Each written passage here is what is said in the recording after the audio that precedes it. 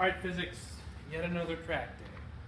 I wanted to take a few minutes to go over worksheet 5, and you should have already taken a picture of your work and shared it on Google Classroom to make sure that I know that you did it.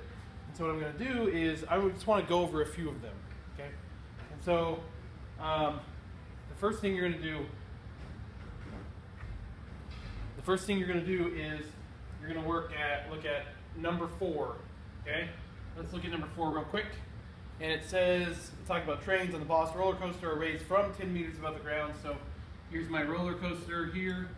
Here is 10 meters above the ground.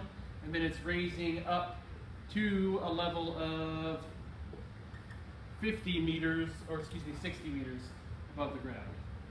Like that. And it says it does it in time to get up there is 45 seconds. Okay? On every single one of these problems, what you're doing is you're assuming no motion, no motion. So when I fill out my LOL chart, my system, I'd want to make sure that I include the Earth. I want to make sure that I include the car and track. Okay? And so in that case here, then I would say, okay, oh, and the mass of this car is kind of important, 2,500 kilograms. So what I can do is I can solve this problem 2 ways. There is no kinetic energy at the beginning, EK. There is no elastic energy, but there would be a little bit of gravitational if you called that 10 meters. However, I'm just going to save myself a little step. What if I define this point right here as 0? If I define that as 0, then I have no gravitational energy at all. And then up here, then I would have gravitational energy that's due to 50 meters above what I'm defining as 0. So if I'm defining this as 0, the bottom of the ground would be negative 10 meters from that reference point, and this would be 50 meters above that. Hope that makes sense. Anyways, at the end, at position B, at the top here, all I have is gravitational energy.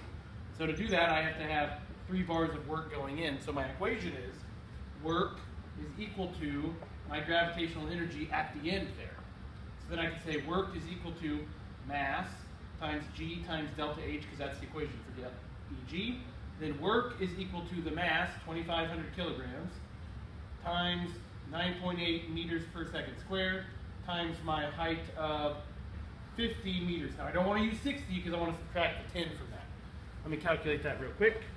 So I take 2,500 times 9.8 times 50. You should get 1.225, if I did my calculation right, I did pretty quick, times 10 to the 6 joules.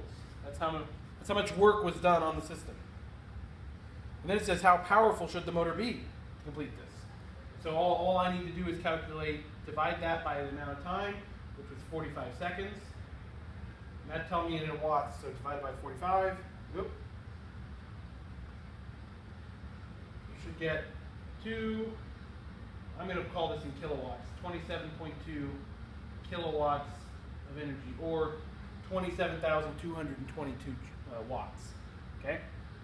So that is number 4. Now I want to talk specifically about number 5 as well. So that's 4. Let me erase that real quick. Number 5. We have an aerodynamic 1,000 kilogram car, and it has, it takes about, so that's its mass, it takes about a force of 270 newtons and to maintain a speed of 2.5 meters per second, okay? And then it asks for, well, what's the horsepower, or basically what is the power? Well, what I've noticed a lot of people in blue class doing is this. They're like, okay, let's calculate the kinetic energy. EK is equal to 1/2 mv squared, and they plug that in and they plug that in. Well, not that in there. They plug in the velocity. You can do that, and you're going to get an energy. But then to calculate power, you got to do energy change over time. But there is no time for this. So if you look at 5b, that's exactly what you do. You calculate the kinetic energy and then divide it by the time. But in this case, I can't. So the question is, what are the units of power? Well, of course, that's a watt. 1 watt, well, if I break that down, it's 1 kilogram times meters squared over seconds cubed. And I'll tell you right now, unit analysis goes a long way. What I mean by unit analysis is I'm like, okay, well, I know that I need to figure out the power that has this unit. Well, I'm given these numbers with these units. How can I combine these units to make that unit? That's what unit analysis is. And it saved me a million times in college physics, I promise. Anyways, Newton, you do need to know what a Newton is. I find that by force, mass times acceleration. Mass has units of kilograms. Acceleration has units of meters per second squared. So I have that instead of a Newton. So if I look here, I need that kilogram, which is either going to come from here or here. And then I need to get meters squared. And so I look in here and oh, look, there's a meter all by itself. And, oh, there's a meter all by itself. So what if I multiplied these two numbers together? That would give me meters squared, and then the denominator would be multiplied by each other. Oh, that would give me seconds cubed. And so basically all I'm going to do is take 270 kilograms times meters per second squared times my velocity of 25 meters per second. And that gets squared, that gets cubed, and so I get the answer that way. And that's going to tell me the answer in watts, which then I can convert to horsepower. Okay, the last one I want to talk about real quick is number 6.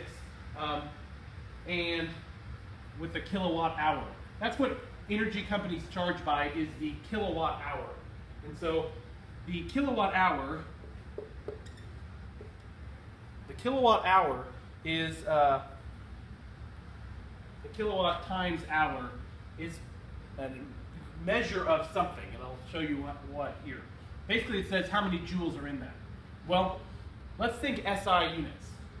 Well, we know a watt. How many watts are there in a kilowatt? Well, of course, there's 1,000. And so if I'm going to make the same thing but write them in units that we're more familiar with, I want to change kilowatts to watts, which there's 1,000 watts in 1 kilowatt. Well, there's also 1 hour. This is 1 kilowatt hour times 1 hour. Okay. Well, how many seconds are there in a kilowatt? Or excuse me, how many seconds are there in an hour? Well, there's 3,600. Well, if I multiply those two guys together, then I should get 3,600 and then 3 more zeros. 0, 0, 0. Or 3.6 million watts times seconds. Well, what's a watt? Well, we just defined that as kilograms times meters squared over seconds cubed. And I'm multiplying that times seconds. Well, one of the seconds cancels, leaving with kilograms times meters squared over seconds squared. What is that? Oh, yes, of course, that's a joule. So how many joules are there in 1 kilowatt hour? That's 3.6 times 10 to the 9th, or excuse me, 6 joules. 1 kilowatt hour is that. So energy companies measure kilowatt hours. And that's what they charge you by. But the kilowatt hours is a direct measure of the energy consumption that you are using. Now, I don't want to take the time to go over B and C, but I do want to have you do one additional problem that we'll talk about next time in class. Let's say we have a 60-watt light bulb. And let's say it's in my house, and I am running that for, I don't know, 6 hours a day. Say 6 hours a day. 6 hours per day. And let's say that our energy company charges us at 9 cents per kilowatt hour. What I want to know is this. I want to know how much it's going to cost you to run that cost per day. I want to know the cost per a 31-day month. And then I want to know the cost per year. Okay? And so the original problem should be worked very similar to what it is on B and C. But then you got to figure out like what it's going to cost for a year and everything like that. Okay, so you're working that on the back of worksheet 5. We're going to talk about this problem next time.